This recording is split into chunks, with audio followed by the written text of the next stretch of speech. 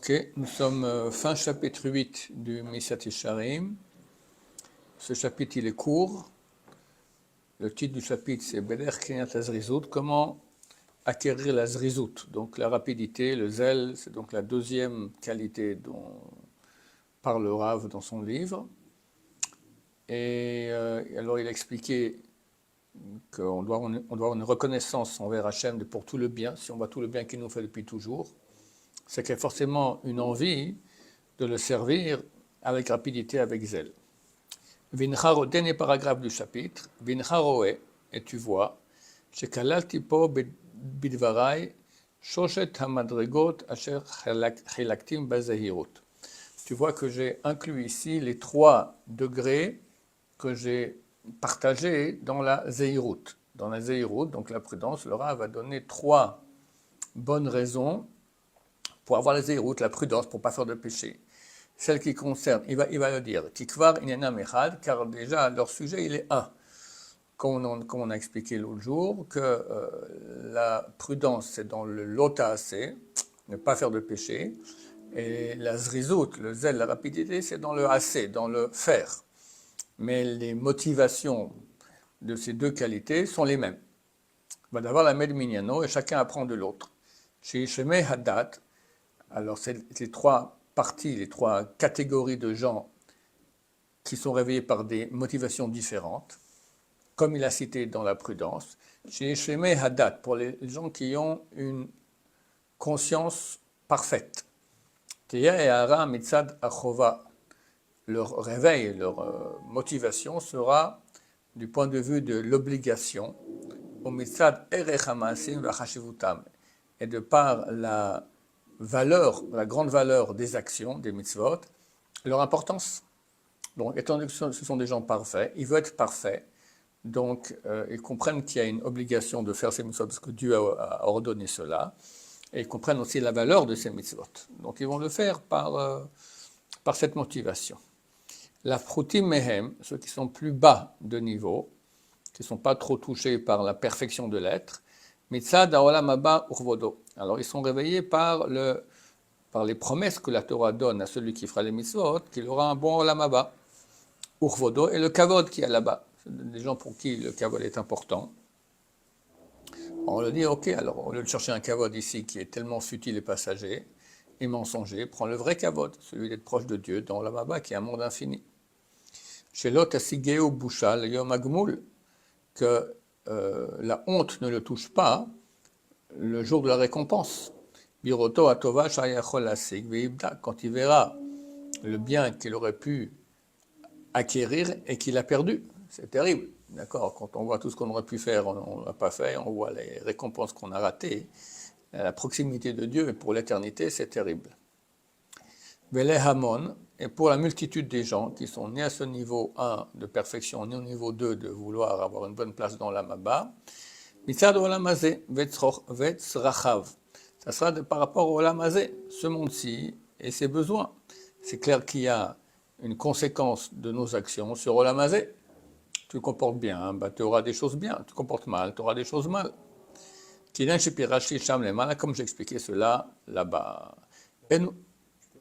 Oui. Je ne sais pas qu'il y a d'habitude les récompenses, on les a mis pendant l'olam haba, on les a pas ici, et nos actions ici, elles n'ont pas forcément de... Alors, c'est vrai que les actions sont, les récompenses sont dans l'olam haba, mais il y a des choses dont les récompenses sont dans l'olam haba, mais les fruits sont déjà ici. On dit ça tous les matins dans la prière. Aussi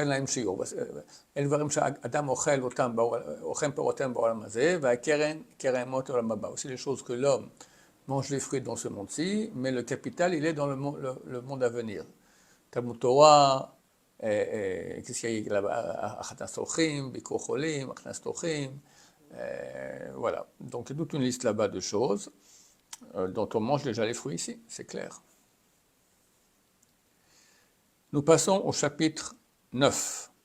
Beveur mafside hazrizut va'achaka mehem. Les choses qui vont nous faire perdre le zèle et la rapidité. Je traduis toujours zrizut par zèle rapidité. Aucun des 2 mots est tout à fait précis. Va'achaka mehem, mais comment s'éloigner de ces choses-là qui nous font perdre le zèle et la rapidité. Hine, mafside hazrizut, les choses qui nous font perdre la zrizut, hem magdilei atsa. Ce sont les choses qui agrandissent la paresse. Bagdol shebekulam, le plus important parmi eux.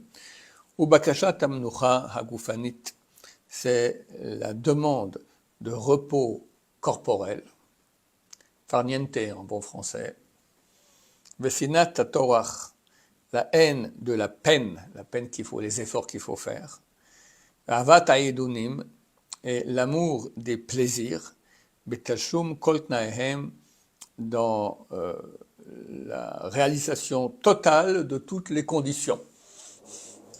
C'est ce qu'on appelle le hamac, en deux cocotiers, au bord de la mer, et une jeune femme te met des raisins dans la bouche, d'accord, voilà, tu as tous les plaisirs du monde, comme ça, sans rien faire. Ça, c'est le plus grand ennemi de la zrizut. C'est pour ça que c'est d'ailleurs l'image du paradis pour les goïms. Tu demandes à un goïm moyen, c'est quoi le paradis? Il voit ça, d'accord. Rien faire, jouir, profiter, voilà. Kine, car voici, Adam Kazé, un homme pareil, c'est clair que pour lui, le service de Dieu sera lourd. Devant son Créateur, d'une grande lourdeur. Car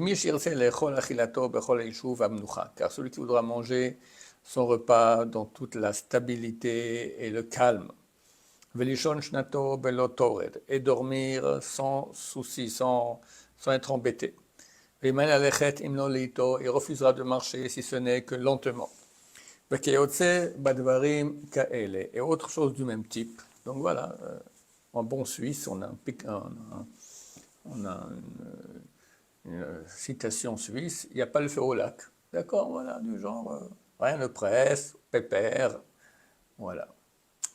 Hine, voici, Yikshe alav lashkim levate knesiot baboker. Ce sera dur pour lui de se lever le matin pour aller à la synagogue. Ou raccourcir son repas parce qu'il doit aller prier mincha, ben arbaim, vers midi. Ou latzet ledvar mitzvah, imnoya et barour, ou sortir faire une mitzvah, c'est pas déjà le dernier moment où on doit y aller. On ne va pas s'y prendre à l'avance.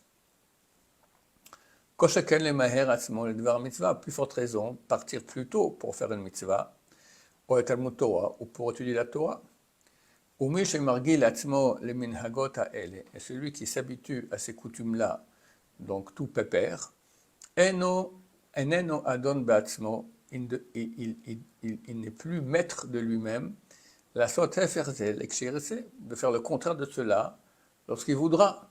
Moi j'ai connu des gens paresseux, ils rataient leurs avions, d'accord, tu veux trop tard, mais il ne veut pas rater l'avion, mais il a une nature qui est tellement paresseuse que ça lui arriverait de rater l'avion pour ça. Car déjà sa volonté est emprisonnée dans la prison de l'habitude, qui est devenu pour lui une deuxième nature. Cependant, l'homme doit savoir qu'il n'est pas ici dans ce monde pour se reposer. Mais pour peiner et faire des efforts. C'est tellement pas entendu bien par la société occidentale, et nous qu'on a été éduqués dans ces sociétés aussi, ça nous, qui veut ça? On veut tous la pépérité, d'accord? Eh ben non, on te dit, t'es pas né pour ça, t'es né pour peiner et faire des efforts.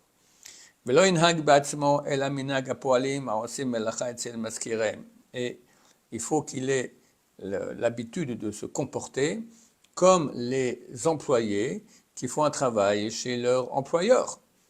Kinyan Mashaya Omer, comme c'est écrit dans le Talmud, Agire de Yoma Anan, nous sommes des employés de la journée, tu es payé à la journée, à l'heure, d'accord, tu ne peux pas prendre tout à coup une demi-heure de repos au milieu de ton travail.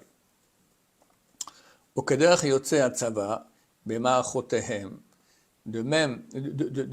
la même façon qu'agissent les soldats dans leur combat, Achar Trilatam Bechipazon, dont le repas se fait rapidement, Shunatam Arai, leur sommeil il est provisoire, ils dorment n'importe où peu de temps.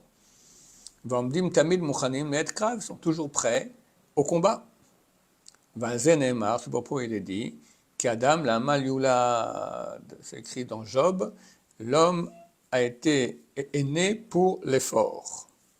Et lorsqu'il va s'habituer à cette voie, le service de Dieu sera beaucoup plus facile pour lui, de façon certaine. Car il ne manquera pas, dans sa nature déjà, il aura corrigé sa nature, et il ne manquera pas l'invitation et la préparation au service de Dieu. Pour lui, c'est facile, il est habitué à faire des efforts. Et à propos de cette voie, on dit, nos sages de mémoire bénie, ainsi la voie de la Torah. Pas de bamelach tochal, tu mangeras du pain avec du sel. Umayim bamsora tishte, tu boiras de l'eau en petite quantité. Valaretz tishan, tu dors par terre. Et la suite, c'est, si tu fais ainsi, tov ashrecha vetov lach, bienheureux tu es, et c'est bon. Alors, c'est pas bon forcément pour le corps, mais c'est bon pour l'âme. J'ai lu dernièrement le Rav Shach. Il était orphelin de père. Sa mère l'envoyait à la yeshiva et il n'y avait rien là-bas. Et après, je crois, la Première Guerre mondiale a éclaté. Il est rentré à la maison à pied. Il a fait beaucoup de gens. Sa mère lui dit, mais tu viens ici, repars. Qu'est-ce que tu viens faire? Il y a la guerre maintenant. Va à la yeshiva. Il est arrivé là-bas, il n'y avait rien. Il était tout seul. Il n'y avait rien. Il y avait une chemise. Il n'avait pas à manger. Alors des femmes venaient lui donner un peu à manger. Il dormait par terre. Il lavait sa chemise pour Shabbat. Il n'avait rien. Vraiment, il avait froid la nuit. Mais il dit, mais c'était le plus beau jour de sa vie. Il n'avait rien. Il s'occupait qu'étudier la Torah, grandir en Torah, se sanctifier. C'est le programme que propose la Torah idéalement. Chez Hukla la Chaka, qui est de façon générale l'éloignement betachlit absolu, minamnochot vaïdonim, des repos et des plaisirs de ce monde.